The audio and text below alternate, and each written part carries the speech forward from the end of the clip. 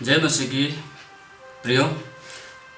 आज बहुत दिनों के बाद आपके बीच फिर से क्रिसमस के संबंध में छोटी सी संदेश लेकर आने के लिए प्रभु ने मुझको अवसर दिया और इसलिए मैं प्रभु का धन्यवाद करता हूं। और आप सभी ने भी बहुत अच्छी प्रकार से क्रिसमस को मनाया होगा और अभी तक हम लोग क्रिसमस के माहौल से नहीं उभरे हैं और इसीलिए मैं कुछ शब्द क्रिसमस के संबंध में क्रिसमस के संबंध में कुछ बातों को आपके बीच में रखना चाहता हूं और वचनों के माध्यम से, क्योंकि हमारे लिए बहुत बड़ा मायने रखता है कि क्रिसमस जो यीशु मसीह का जन्मदिन है, जन्मदिन के अवसर पर एक उत्सव हम मनाते हैं, उत्सव हम लोग मनाते हैं और प्रभु यीशु के जन्म के विषय में हमें ज्ञान होनी चाहिए और इसके विषय में हमें शिक्षा हासिल करनी चाहिए।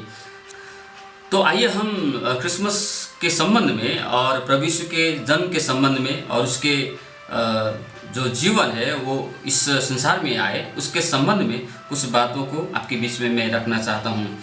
बहुत दिनों के बाद जो है परमेश्वर ने मुझे अवसर दिया कि आपके बीच संक्षिप्त में कुछ वचनों के रखूँ क्रिसमस के संबंध में।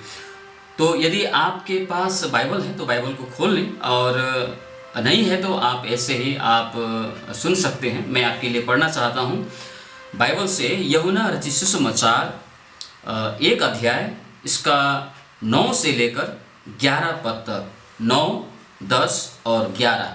यह इस प्रकार से लिखा है। सच्ची ज्योति जो हर एक मनुष्य को प्रकाशित करती है जगत में आने वाली थी। वह जगत में था और जगत उसके द्वारा उत्पन्न हुआ और जगत ने उसे नहीं पहचाना। वह अपने घर आया और उसके अपनों ने उसे ग्रहण नहीं किया। प्रभु इस वचन पठन में हम सभी को आशीष दे। प्रियो, यहाँ पर एक ज्योति जो सच्ची ज्योति है उसका उल्लेख किया गया है और सच्ची ज्योति और कोई नहीं वो यीशु मसीह था जो जिसने सारे संसार की सृष्टि की, यावत्तों को बनाया। अब वो ज्योति, वो सच्ची ज्योति जो हरेक के जीवन को, हरेक मनुष्य के जीवन को प्रकाशित करने वाली थी, वो जगत में आने वाली थी और आज से 2000 साल पहले वो इस संसार में आया। लेकिन यहाँ पर 10 और 11 पद में यहाँ पर कुछ बातें लिखी है। वो है कि जगत के लोगों ने उसे नहीं पहचाना। पहली बात, जगत के लोगों ने उसे नहीं पहचाना। और दूसरी 11 पद में कहता है वो अपने घर आया। अपने घर हम संसार भी समझ सकते हैं और इजरायली जातियों के बीच में भी हम समझ सकते हैं। उसके अपनों ने ग्रहण नहीं किया। यहाँ 2 बातें लिखी है, एक तो नहीं पहचाना, एक तो ग्रहण नहीं किया। अब जो सारे यावत्तों का सृष्टि करता है, सारी चीज़ों को बनाने वाला, अस्तित्व में लाने वाला परमेश्वर देह धारण के करके मनुष्य रूप में संसार में आया कि हमारे बीच में रहे। जो सारे मनुष्य जाति के जीवन में एक अद्भुत आशीष लाने जा रहा था, एक उनके जीवन को प्रकाशित करने वाली थी, वो संसार में आया परंतु लोगों ने उसे नहीं पहचाना और उसे ग्रहण भी नहीं किया। तो मेरा एक प्रश्न है कि आखिर हम एक प्रश्न पूछ सकते हैं, तो लोगों ने आखिर उन्हें क्यों नहीं पहचाना, लोगों ने उसे क्यों ग्रहण नहीं किया? कोई कारण तो होगा। यीशु मसीह जो संसार में आए देह रूप में, जो ये 18 वचन कहता है, 1:18, परमेश्वर को किसी ने कभी नहीं देखा, एकलौता पुत्र जो पिता की गोद में उसी ने उसे प्रकट किया। और दूसरा ये भी है कि यीशु मसीह अदृश्य परमेश्वर को दिखाने के लिए, प्रकट करने के लिए भी वो संसार में आया, लेकिन लोगों ने उसे नहीं पहचाना, लोगों ने उसे नहीं जाना। और यहाँ तक कि उस समय के लोग, नहीं अभी के लोग, यीशु को ग्रहण कर पाए, यीशु को ग्रहण स्वीकार नहीं कर पाए। क्यों? तो एक उत्तर ये होता है, जब हम प्रभु यीशु के जीवन शैली को, उसके जन्म शैली को, उसके जीवन शैली को जब हम देखते हैं बाइबल में, तो एक अभिषेक किया गया, बाइबल में उसको अभिषेक किया गया, एक राजा के रूप में अभिषेक, किसी कार्य के लिए अभिषेक किया गया एक व्यक्ति के रूप में, और साथ ही साथ एक विशेष एक उद्धारकर्ता के रूप में, एक उद्धारकर्ता मुक्तिदाता के रूप में दिखाया गया है। राजाओं का राजा के रूप में उसको प्रदर्शित किया गया है। इतने सारे बातों के बावजूद भी जब उसके जीवन को हम देखते हैं, उसके जीवन, उसके जन्म शैली और उसके जीवन शैली को हम देखते हैं, तो हमें लगता है कि उस जमाने में उस जमाने में लोगों ने जिस उद्धारकर्ता का, जिस अभिषिक्त जन का वो लोग रास्ता देख रहे थे, जिस रूप में वो चाहते थे, शायद उसका अनुरूप वे नहीं थे। और वे लोग एक ऐसे उद्धारकर्ता, एक ऐसे मुक्तिदाता, एक ऐसे अभिषेक किया हुआ व्यक्ति की वो लोग प्रतीक्षा कर रहे थे जो उन्हें आजाद कर सकता था, और वो महान होगा, बलशाली होगा, उसका व्यक्तित्व, उसका सब कुछ, जो देख रहा था, वो जिस प्रकार के उद्धारकर्ता, जिस प्रकार के अभिषेक मुक्तिदाता की वो लोग प्रतीक्षा कर रहे थे, शायद वो सारी चीजें यीशु मसीह में दिखाई न देने के कारण भी हो सकता है कि वे लोग यीशु को न पहचान सके, प्रभु यीशु को ग्रहण नहीं कर सके, वो एक्सेप्ट नहीं कर सके। उसको मैं एक एक करके रखना चाहता हूं।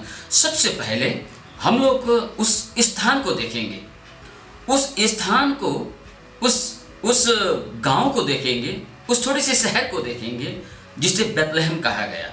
यद्यपि बेथलेहम में उसका जन्म होगा, ये तो भविष्यवाणी पहले हो चुकी थी, लेकिन यीशु मसीह का जन्म जब बेथलेहम जैसे छोटी सी गांव में, छोटी सी एक छोटी सी शहर में बोलिए हुआ, और उसके बाद में कुछ महीनों बाद में ही उसे मिस्र देश में जाना पड़ा। फिर वहां से जब वो लौट के आता है तो नासरत नाम का एक जगह में उसका पालन पोषण होता है, और पालन पोषण वो नासरत जैसे जगह में।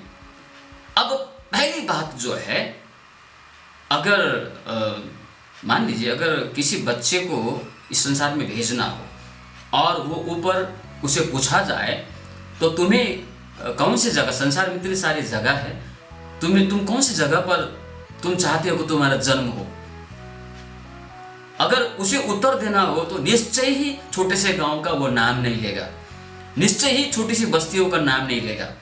आपको और मुझे भी पूछा गया होता, यहाँ पृथ्वी में परमेश्वर द्वारा भेजे जाने से पहले अगर वहां पूछा गया होता और संसार के वैभव को दिखाते हुए, संसार के सारे राज्य को दिखाते हुए, संसार के सारे देशों को दिखाते हुए अगर परमेश्वर ने पूछा होता तो निश्चय, अगर मुझे पूछा होता तो मैं जहां मेरा जन्म हुआ मैं उस गांव का नाम नहीं लेता, शायद मैं बड़े बड़े शहरों का नाम लेता, मुंबई, कोलकाता जैसे शहर, अगर देश विदेश में हो तो अमेरिका या तो वाशिंगटन, स्विट्जरलैंड, इस प्रकार का नाम शायद मेरे मन में आया होता। लेकिन यीशु मसीह का जन्म एक छोटी सी एक गांव, छोटी सी शहर में होता है, बेथलेहम, और वहां तो कुछ दिन ही रहा वो, लेकिन उसके बाद वो नासरत में उसका पालन पोषण होता है, जहां से उस समय के लोग कहते थे कि नासरत से कोई भी अच्छी चीजें नहीं आ सकती। प्रभु यीशु को चेला होने से पहले नथनएल ने भी ये प्रश्न किया यूहन्ना सुसमाचार 1:46 में, क्या नासरत से कोई अच्छी वस्तु निकल सकती है? यीशु मसीह के विषय में वो कहता है जब सुनने के बाद, यानी कि नासरत एक कोई खास शहर नहीं था, कोई अच्छा एक रेपुटेशन वाला, पृष्ठभूमि वाला एक शहर नहीं था। उस जगह से यीशु मसीह आता है। और फिर परिवार के विषय में बोले, अगर मुझे पूछा हो गया होता संसार के किस परिवार में तुझे जन्म लेना है, तो निश्चय ही मैं प्रसिद्ध करोड़पति और प्रसिद्ध व्यक्ति के घर में मैं जन्म लेने की इच्छा में व्यक्त करता परमेश्वर के सामने। लेकिन यीशु मसीह का जन्म, जो राजाओं का राजा है, जो उद्धार करता है, जो मुक्तिदाता है, वो किसी अमीर घराने में, प्रसिद्ध घराने में उसका जन्म नहीं होता है, लेकिन एक साधारण सा परिवार, एक बढ़ई के परिवार में उसका जन्म होता है। यूसुफ का घराना में, यूसुफ का परिवार में उसका जन्म होता है। बिल्कुल साधारण सी बात, साधारण सा परिवार। फिर तीसरी कारण जो है उसका जन्म का स्थान। आजकल तो अपने बच्चे का जन्म का समय होने से ही पहले माँ बाप सब देख लेते हैं अपने बच्चे का जन्म कहाँ होनी चाहिए, किस अस्पताल में होनी चाहिए, किस नर्सिंग होम में होने चाहिए, जहाँ पर सब कुछ का सुख सुविधा हो, अच्छे हो। पैसे वाले तो बहुत कुछ करते हैं, और अपने बच्चे का जन्म जो है कभी भी गौशाले जैसे, कभी भी गौशाले गाय का जो ग्वाली है उसमें जन्म नहीं होना चाहिए था। लेकिन परमेश्वर अपने पुत्र के जन्म के लिए गाय के गौशाले को चुना, जहां पर गंदगी है, जहां पर दुर्गंध है, ऐसी जगह पर परमेश्वर अपने पुत्र को जन्म के लिए जगह चुनता है। यह भी तीसरी बात हुआ। चौथी बात, उसका नाम यीशु मसीह आज हम कहते हैं, लेकिन असली में उसका नाम जो है वो यशुआ है। और पहले से ही कई लोग, उनके समाज में इस नाम के व्यक्ति वहां पर पड़ा हुआ था। हम अपने बच्चे का नाम जो है नए नए नामों को खोजते हैं। अभी तो इंटरनेट का ज़माना है, हम गूगल में सर्च करते हैं, हम टीवी से लेते हैं नाम, किताबों से लेते हैं अपने नाम, अपने बच्चे का नाम, अच्छे नाम, इस प्रकार का नाम हम रखना चाहते हैं जो किसी का ना हो। यीशु मसीह, यीशुआ नाम पहले ही समाज में भरे पड़े थे, कई सारे लोग थे। पांचवी बात, उसका रूप के विषय में यशायाह 53:2 कहता है, उसका रूप कोई सुंदरता नहीं था, उसके रूप में कोई आकर्षक करने वाली कोई बातें नहीं थी। ऐसे देखने से उद्धारकर्ता, मुक्तिदाता, अभिषेक किया हुआ राजा दिखाई देने वाला उसमें कुछ नहीं था। यीशु मसीह, यूहन्ना ने खुद बोला कि अगर पवित्र आत्मा अगर कबूतर के समान आकर उसके ऊपर न बैठता, जब तक न बैठा मैं भी नहीं पहचाना। यूहन्ना ने खुद उसमें कुछ ऐसी बातें नहीं देखी कि उसे अभिषेक किया हुआ जन कहा जाता, उसे राजाओं का राजा कहा जाता, मुक्तिदाता जैसे दिखाई देने वाले, उद्धारकर्ता जैसे दिखाई देने वाले कोई भी व्यक्तित्व तो उसके पास में नहीं था। कोई सुंदरता, कोई रूप में भी सुंदरता नहीं था। उसके वंशावली के विषय में क्या कहे? कौन ऐसे वंश में जन्म लेना चाहेगा जिस वंश में धोखेबाज, याकूब जैसे धोखेबाज, दाऊद जैसे व्यभिचारी लोग, राहब वेश्या जैसे स्त्री और कई सारे जिसके वंश में हो, ऐसे वंश में कौन जन्म लेना चाहेगा? लेकिन राजाओं का राजा, जो हर व्यक्ति के जीवन को प्रकाशित करने वाला मुक्तिदाता यीशु मसीह का जन्म उस प्रकार के वंशवाली में भी होता है। अंत में निष्कर्ष यही है कि यहूदियों ने जिस राजाओं का राजा, जिस मुक्तिदाता, मुक्तिदाता, अभिषिक्त जन का प्रतीक्षा वो लोग कर रहे थे, और जिस नज़र से वो लोग देखना चाहते थे, जिस रूप में वो लोग देखना चाहते थे, यीशु मसीह उस रूप में नहीं आया। कहने से मैच नहीं हो रहा है उसका पद, उसका उपाधि और उसका जन्म शैली, उसका जीवन शैली। इसीलिए हो सकता है वे लोग यीशु मसीह को विश्वास नहीं कर पाए, यीशु को ग्रहण नहीं कर पाए, यीशु को स्वीकार नहीं कर पाए। क्या आज भी ऐसा ही नहीं हो रहा है?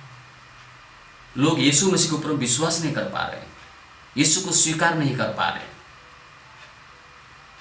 हम तो दूर रहने वाले ईश्वर को हम ईश्वर के दर्जा देते हैं जो कभी दिखाई नहीं देता हो, लेकिन यीशु मसीह वही दूर रहने वाला अदृश्य परमेश्वर को प्रकट करने के लिए, अदृश्य परमेश्वर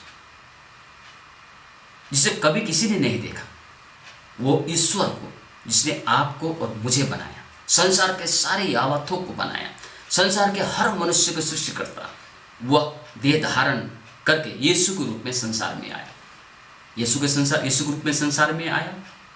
और इस तरह से उसका जन्म शैली मैंने आपको बताया, इस प्रकार से उन्होंने जन्म लिया। प्रिय मित्र, आज यीशु मसीह हमारे लिए जन्मा है, आपके लिए, मेरे लिए। वो कोई बड़ा सा एक शहर में उन्होंने जन्म लेना चाहा, बड़ा सा धनवान परिवार में जन्म लेना चाहा, बड़े अस्पताल में उन्होंने जन्म लेना नहीं चाहा, बड़े प्रसिद्ध व्यक्ति से भरे हुए वंशावली में उन्होंने जन्म लेना ना चाहा। अपने नाम, उन्होंने प्रसिद्ध नाम को नहीं चुना, जन्म के स्थान। प्रिय, ये सब इसलिए क्योंकि वो सेवा पाने के लिए नहीं, वो कहता है मैं सेवा पाने के लिए नहीं परंतु सेवा करने आया हूं। वो मुक्तिदाता, उद्धारकर्ता के रूप में संसार में आया है। वो किसी धर्म की स्थापना करने के लिए नहीं आया था। मसीहियत, क्रिश्चियनिटी, मसीहियत कोई धर्म नहीं है, ये एक संपर्क है, ये एक संबंध है। मसीहियत एक संपर्क है, एक संबंध है।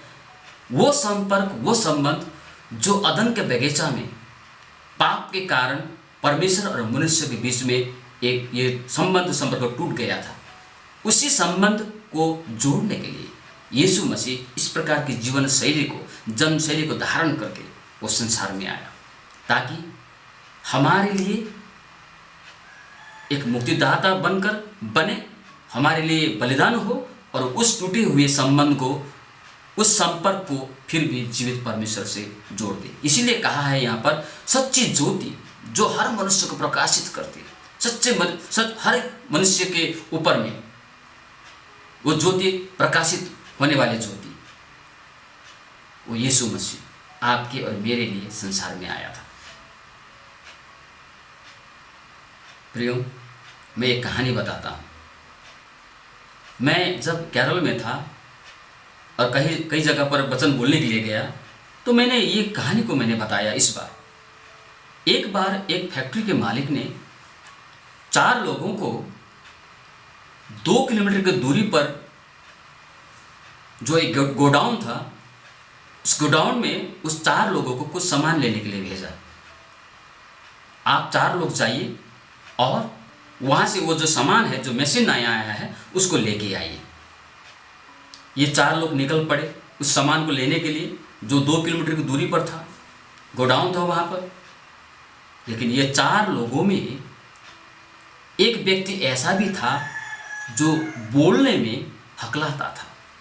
हकलाने वाला व्यक्ति कैसा होता है आपको पता है। अगर किसी के परिवार में ऐसे व्यक्ति हो तो बहुत शर्मिंदा होता है।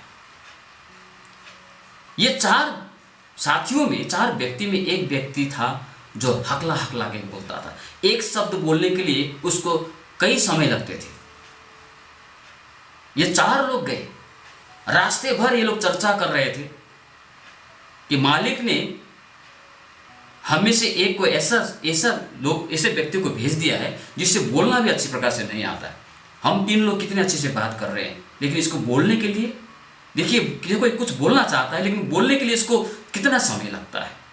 रास्ते भर वो कुछ कहना चाहता था, वो कुछ कहने की कोशिश कर रहा था, वो हकला, लेकिन वे 3 लोग उसका मजाक उड़ा रहे थे। बोल रहे थे, हकला तू मत बोल, तुझे बोलने के लिए तो तुझे कितना समय लगता है, हमारे पास उतना समय नहीं कि हम तेरे उस शब्द को सुने। हकला के बोलने वाला, मजाक उड़ा रहे थे, हंस रहे थे 3 लोग उसके ऊपर में। लेकिन जब गोडाउन के नजदीक को पहुंचा तो दरवाजा में ताला लटका हुआ मिला। फिर पहले ने पूछा दोनों से, भाई क्या आपने चाबी लाया क्या?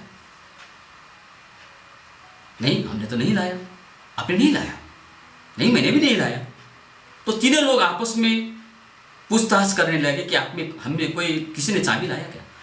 तीनों में से किसी ने नहीं लाया। अंत में वो हकला को पूछता है, तुमने लाया क्या चाबी?